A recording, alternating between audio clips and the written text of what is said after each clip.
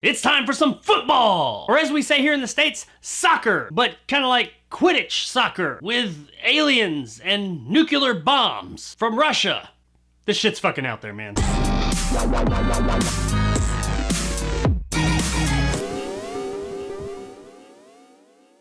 Cosmoball is brought to us by director Dasanik Fazi. We follow Anton, played by Yevgeny Rementsov. Anton lives in a future post-apocalyptic Earth. You see, about 20 years ago, there was a huge space battle above Earth between some alien races. And while the good guys did eventually prevail by trapping the big bad guy in a prison underneath the surface of Earth, unfortunately in the process of this, they blew up the fucking moon. So it's just kind of up there, shattered, just hovering about and not doing its moon stuff to the Earth that it's supposed to do, and it kind of threw our world into disarray. It's freezing ass cold where it should be hot as hell, and it's hot as fuck where it should be cold as shit. To atone for this, the good guy alien, Bello, stayed behind with a massive space station hovering right above the ground on Earth. He's hanging around, and for the past 20 years he's been trying to figure out if there's a way that he can pull the moon back together and save the Earth. Oh yeah, and his ship, it's not just a spaceship, it's also a giant coliseum that houses a game called Cosmoball. Cosmoball is the shit. It's like the thing that everybody watches every day. Because for the most part, since our planet was more or less wrecked, there's not shit else to do here but survive, so this is the only form of entertainment we have now. Everybody watches Cosmoball. What is Cosmoball, you ask? Well, I'm glad you asked.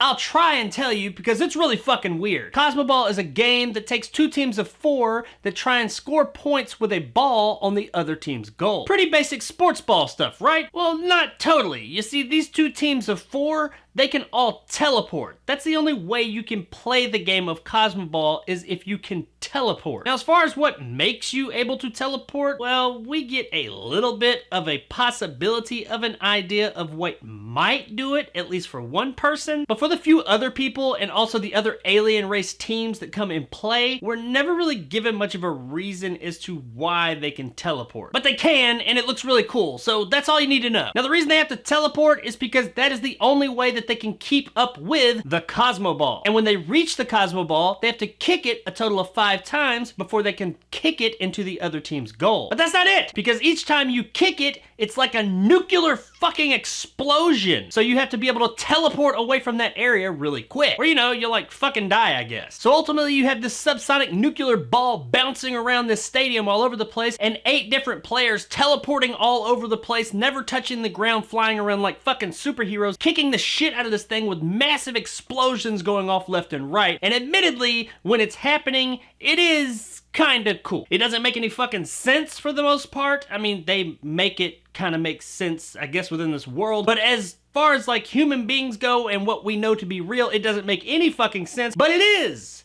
pretty fucking cool to look at. Through a course of events, we find that Anton is able to teleport. He does not know how to control this power, but he does have it. And the human team just happens to need a 4th player, so they recruit Anton into their team. Unfortunately for them, it's not quite that easy, because Anton happens to be the only person on Earth who has absolutely no interest in the game of Cosmoball. In fact, he's kind of a dick about it, and he walks around and tells people how fucking stupid they are for constantly looking up at the screens and watching the game all day. But I mean, really, look around, dude. There's not really much else to fucking do. You're living in a ruined fucking Earth, and this is the only form of enjoyment. Who the fuck are you to go around telling people not to enjoy this thing, not to take this thing in that's bringing them joy in this really shitty life they got? I'm just saying. They are eventually able to convince Anton to join the team by promising to help cure his mother of a strange illness that she has that came about when the spaceships all arrived 20 years ago. Also, they never really revisit that point either. They just make the point that, yeah, this shit didn't happen until you guys got here, but we'll never really go back to that, but whatever. We also find that the big bad guy who was trapped under the Earth's crust 20 years ago is trying to get out. And through another course of events, he finds a way to use Anton in order to free himself from this prison. Now it's up to Anton and the Cosmoball team to thwart the evil plans of the big bad guy, either capture or destroy him so that he doesn't destroy not just the Earth,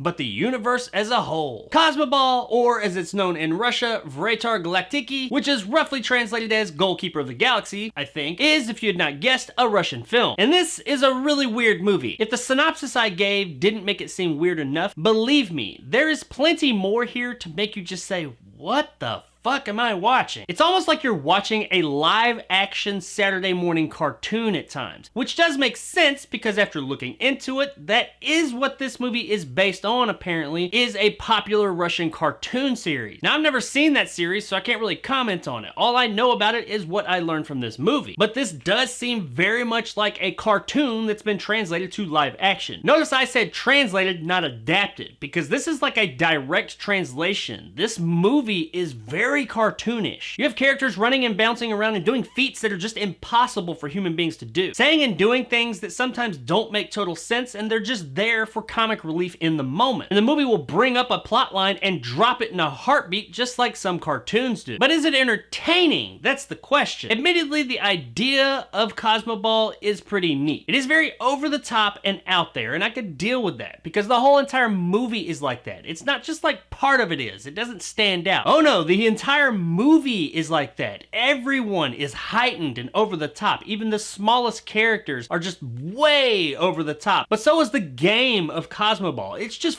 fucking insane and over the top, and everybody just like accepts it. They accept that these nuclear explosions are going off left and right. In fact, they cheer for it. They accept this giant monster at one point coming up that looks like it's straight out of a fucking Japanese anime. They accept these human beings and aliens teleporting and flying and just jetting all over the fucking place left and right. This is a very accepting crowd. I will say that if you're not one who is able to totally suspend disbelief, then this movie will not be for you. However, if you are someone who's more into that Dragon Ball Z kind of insanity with their animation, but maybe just a touch more kid-friendly, then this movie might be for you. I myself am able to suspend disbelief, but that wasn't quite enough for me. The movie's story as a whole just comes off very scatterbrained. I didn't really have a problem so much with the grandiose, over-the-top atmosphere of everything in the film. My problem was more with follow-through. It's like every single scene they bring up a new plot point, but it never goes anywhere. There are a couple of threads that do, I guess, but there are tons of other things that come up and that's just nothing. That and the movie seems like it just has like ADHD as a whole. It's very much like a cartoon in that way. It never stops. It's just like going at all times, but it's not necessarily always going somewhere. There's always shit happening on screen, but sometimes that's all it is shit happening on screen. And when that shit happening on screen has zero substance, you start to grow a bit tired of it. Something else that's gonna be very love it or hate it in this movie is the performances. These performances are all very animated as well. They're very much like a Saturday morning cartoon. In that respect, they're all pretty good because they're very much in line with the very hectic, frantic, over-the-top, nonsensical tone that a lot of cartoons have. And while that does work with cartoons sometimes, when it comes to feature-length films, it doesn't always translate as well. We as human beings are able to accept things out of animation that we won't always accept out of live action. Me, myself, I found the performances to be a bit grating at times. They were just a bit too much for me. I was okay with the over-the-top nature of all of it to a point,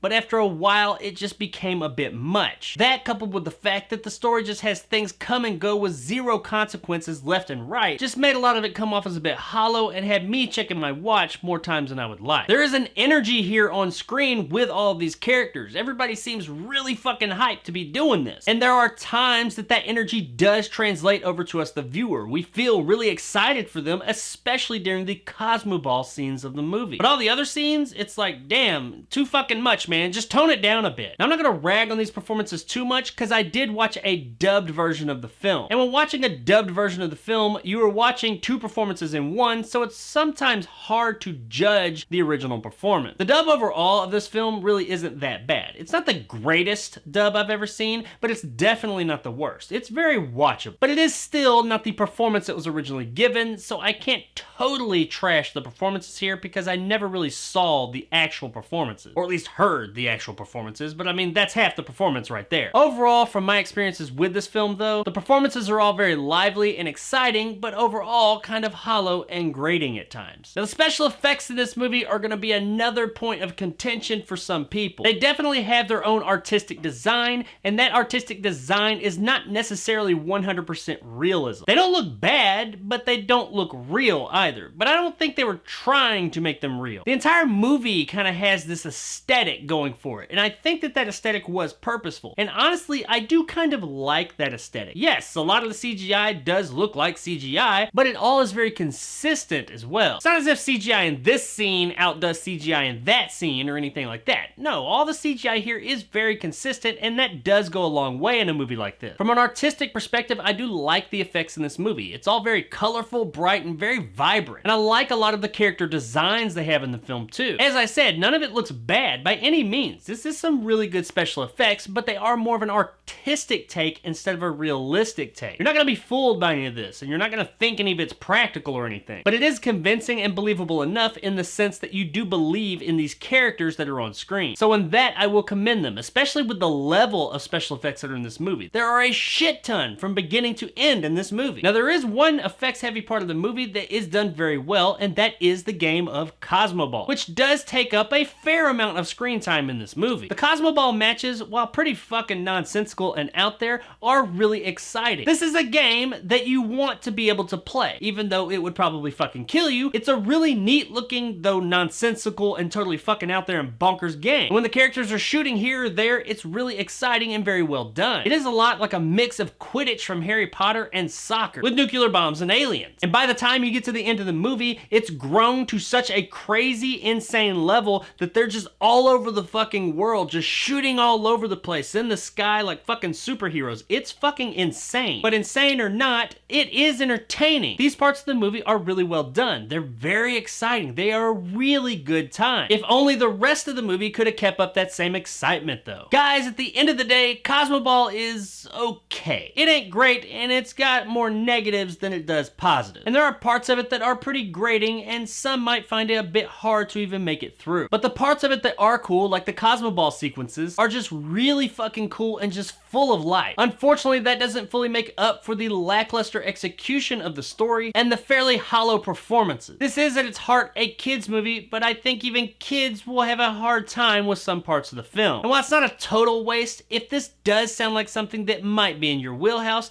then at best, check it out on streaming. Across the street.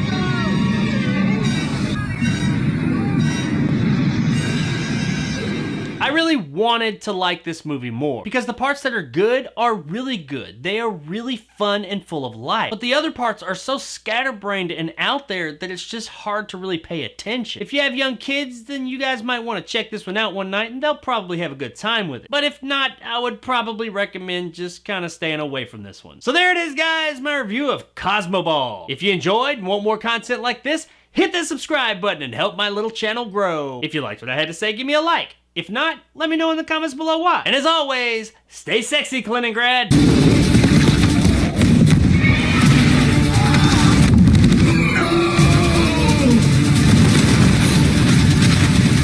This movie once again solidifies my belief that Russian people fall in love at the drop of a hat. Or at least that's how their entertainment portrays them. Pretty much every Russian movie I've ever watched had a totally pointless love story that had no build up to it. Like they come out of fucking nowhere. And I've mentioned this before in other reviews I've done. There's a character that meets another character, and in the first scene that they meet each other, one of the first things that this woman says to this man is, "I like you." But she don't mean like, "Hey man, I like you." No, she's never met this guy before in her fucking life. She just walks up and she's like, "I like you." And then like in just like one or two scenes later, it's "I love you." And nothing's really transpired between these two really. Nothing to bring on fucking love, that's for sure. I mean, she went from, "Hey, I like you" to "I love you." I'm like, god damn, bitch, slow the fuck down. This is the kind of shit that gives women a bad name, man. So I've come to a conclusion, and my advice is to all of you out there that are having trouble finding love, move to fucking Russia and you'll be married within a week. Oh, I guess that Russian mail order bride thing makes a whole lot more sense now. This started out as a fucking joke, but I think there might be some truth behind it. Fuck Paris, Moscow, comrade. That's where you're gonna find some fucking love.